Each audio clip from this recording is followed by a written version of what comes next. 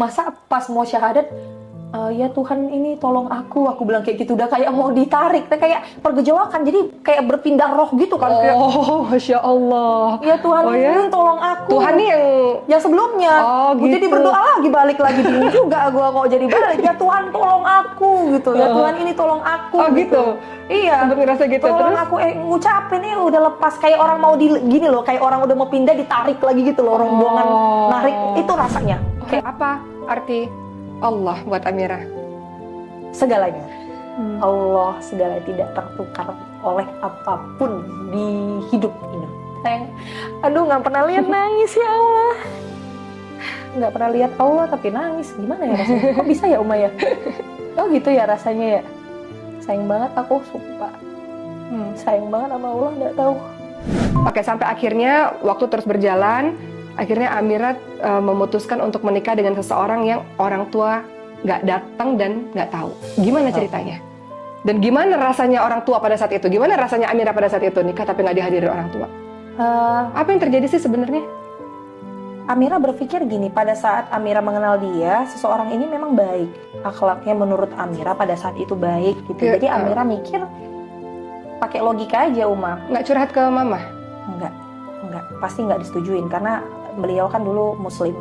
Beda agama, pasti nggak disetujuin. Oke. Pada saat itu Amira masih belum Muslim. Oke. Gitu. Pasti, dan umur kita juga agak jauh. Karena memang Amira beda agak belasan tahun. Oke. Belasan tahun, bahkan itu 20 tahun di atas Amira. Jadi nggak ada yang orang tahu lagi. Tapi dia orang biasa, Uma. Maksudnya mungkin orang berpikir nikah sama yang di atas lebih tua itu orang kaya, bukan, ya biasa aja. Memang karena Amira suka personalitinya, dan memang Amira itu mungkin gini. Pada saat itu Amira usia berapa? 20 tahun? 19 tahun. Berarti beliau 39 tahun? Sekitar segitu 40-an. Oke. Jadi karena gini, kalau orang tua Amira ini kan, yang cowok ini kan lebih kayak ngekang-ngekang. Menurut Amira dulu ya, maaf ya Pak ya, bukan nggak bersyukur, tapi menurut Amira terlalu mengekang terus. Jadi kayak kesannya yang Amira dapatkan itu hanya kemarahannya aja, padahal dia sayang. Jadi Amira suka mencari kenyamanan itu dengan seorang figur orang yang lebih tua yang bisa ngomongnya itu, seneng. Rindu figur yang mengayomi, yang sabar. Tapi yang lembut, yang jangan terlalu over. Jadi pada saat menikah itu ya Amira berpikir ini orang baik kok, yang Amira nikahin orang baik. Kalau namanya orang tua marah-marah wajar, nanti ujung-ujungnya pasti diterima. Ya udah nikah aja dulu gitu. Oke, tunggu. Amira gimana nikah? Amira berada di agama yang berbeda dengan agama sang laki-laki. Bilangnya sama orang tua nikahnya beda agama dan nikahnya di Singapura. Itu udah nikah baru ngomong gitu? Udah akad nikah baru ngomong. Sudah menikah ya Mah, menikahnya sekarang lagi di Singapura ya, padahal di KUA di Masjid Brawijaya. Oke. Gitu. Padahal ya iya, maksudnya Amira udah mualaf pada saat itu beberapa hari sebelum nikah, tapi memang mualafnya bukan karena beliau, memang karena kemauan. Oke. Amira berapa lama berdekatan dengan beliau sampai memutuskan untuk menikah? Ada 2 tahun kayaknya. Oh, cukup lama. Cukup mengenal lah ya. Cukup mengenal. Cuman kan kebanyakan LDR kan, Uma. Enggak ini. Oke. Apa yang terjadi kepada orang tua ketika Amira ngabarin udah nikah?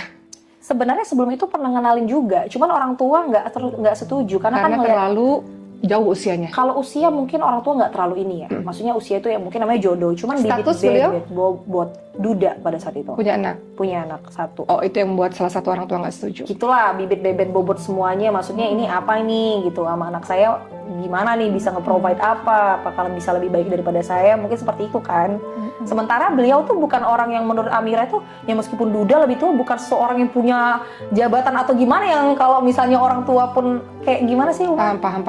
Bukan seseorang gitu loh, yang kayak orang tua tuh seenggaknya mengobati lah siapa kayak ini orang, seseorang kayak gitu entah. Tapi Amira ngerasa ya saya udah cinta, dia udah buat saya nyaman, dia orang baik, dia bisa ngayomin saya gitu kan. Jadi Amira yakin sama beliau. Dan yang membuat Amira yakin sebenarnya 70% menikah dengan beliau itu bukan karena orang baik aja, karena beliau itu agamanya Islam, Uma.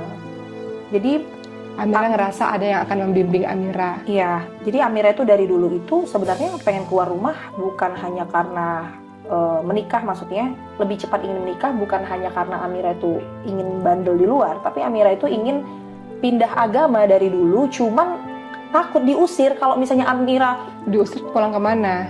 pulang kemana gitu loh, kan kalau misalnya ada suami kan ada tempat gitu loh, dan ada yang membimbing kan buat belajar itu. Jadi alhamdulillah dapat tempat tumpangan nih, dan orang Islam juga, akhirnya Amira bisa tinggal bareng dia. Seperti itu mindset. Apa rasanya nikah tanpa ada ayah, ibu, keluarga?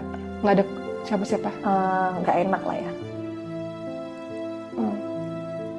Nggak enak pastinya, nggak enak banget lah. Kosong aja gitu, apalagi juga nikahnya sederhana banget kan.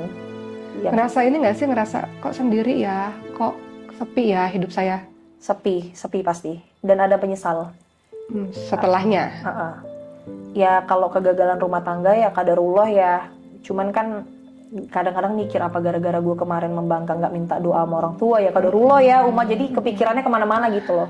Nah, sekarang kita sedikit ngebahas tentang mu'alafnya Amira. Biasanya kalau orang masuk kepada agama tertentu, ada kejadian atau ada sesuatu yang buat dia yakin, akhirnya aku mau pilih agama ini. Nah, kalau Amira sendiri apa sih yang terjadi pada kehidupan Amira sampai akhirnya, karena tadi Amira bilang bukan karena nikah kok, bukan gara-gara laki-laki itu gitu, tapi karena Amira sendiri. Kenapa? Apa yang terjadi kepada Amira? Katanya yang tadi kita ngobrol-ngobrol, Amira tuh rajin kebaktian, maksudnya rajin pergi ibadah gitu sama keluarga gitu. Kenapa?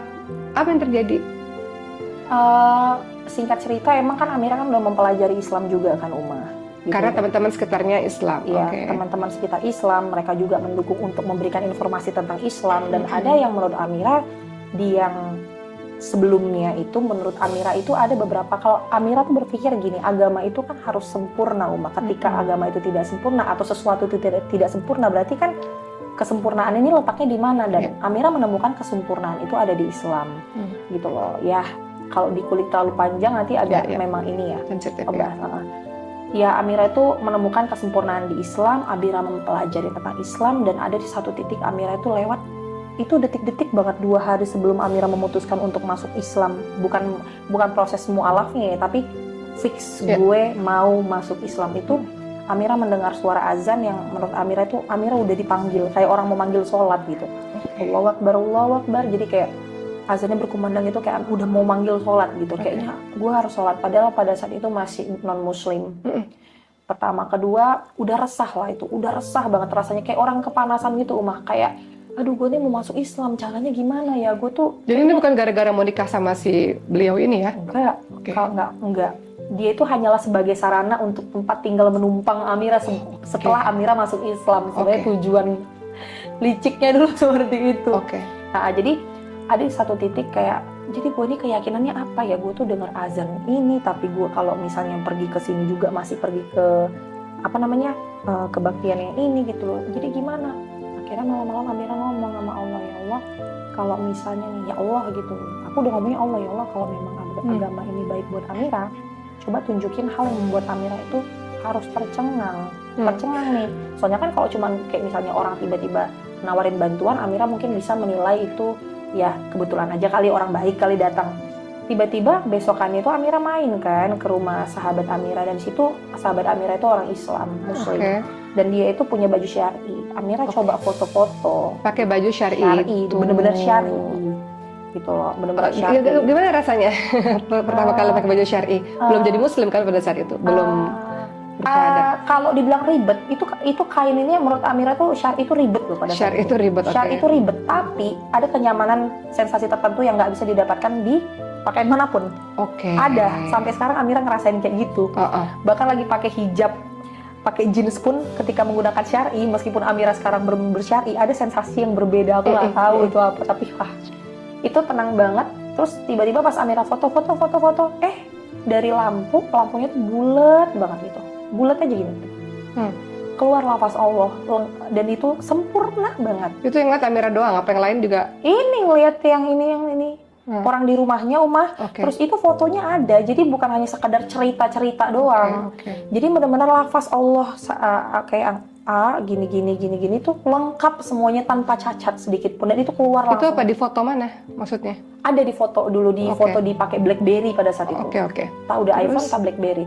Itu keluar di situ. Jadi kan luar biasa, itu kan kayak zaman-zaman dulu mukjizat-mukjizatan kayak gitu. Kayaknya kok langsung dijawab nih, berarti bener gitu loh. Itu kan hal yang mencengangkan, itu kan nggak bisa pakai Iya. tangan orang lain lagi, nggak bisa pertolongan, maksudnya nggak bisa, itu tidak melalui perantara orang kan. Oke. Akhirnya gimana jadi masuk Islam bersyahadat tuh gimana ceritanya? Siapa yang nganterin? Siapa yang nemenin? Siapa yang bantuin prosesnya? Ini ada sahabat Amira, Bukan calon suami ini? karena beliau pun Jauh. bukan, beliau ada pada saat Amira mualaf, karena kan lagi ngurus pernikahan. Cuman menurut Amira belum cukup untuk bisa terlalu membimbing gitu. Oke, jadi ada sahabat-sahabat Amira yang akhirnya menemani Amira untuk bersyahadat di salah satu masjid di Di apartemen. apartemen di Jakarta. Iya, jadi ustadznya datang. Oke. Karena pada saat itu Amira juga lagi Tahun sakit. berapa tuh? Tahun 2017, Uma. 2017. Oke, apa rasanya ketika pertama kali bersyahadat disaksikan oleh beberapa orang di depan Ustadz?